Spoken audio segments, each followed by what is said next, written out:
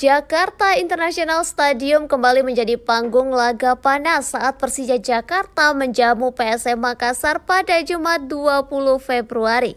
Pertandingan pekan ke-22 Super League 2025-2026 ini syarat kepentingan bagi tuan rumah yang mengusung dua misi sekaligus.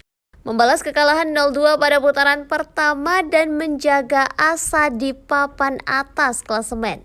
Namun Persija tak turun dengan komposisi terbaik. Pelatih Mauricio Souza dipaksa memutar strategi setelah kapten sekaligus bek andalan Rizky Ridho harus absen akibat akumulasi kartu kuning. Situasi kian kompleks dengan cedera hamstring yang dialami Paula Ricardo serta Hanif Syahbandi yang belum pulih sepenuhnya. Kendati kehilangan sejumlah pilar, juru taktik asal Brasil itu menegaskan keyakinannya pada kedalaman skuad Macan Kemayoran. Nada optimis juga disampaikan gelandang Fabio. Ia menegaskan kesiapan tim untuk tampil maksimal demi mengamankan 3 poin di kandang sendiri.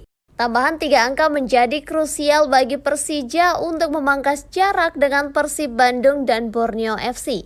Saat ini Persija mengoleksi 44 poin di peringkat ketiga, tertinggal 2 angka dari Borneo FC dan 3 poin dari Persib. Di kubu tamu situasinya tak kalah menantang. PSM masih tercecer di posisi ke-13 dengan 23 poin dan performa yang belum konsisten.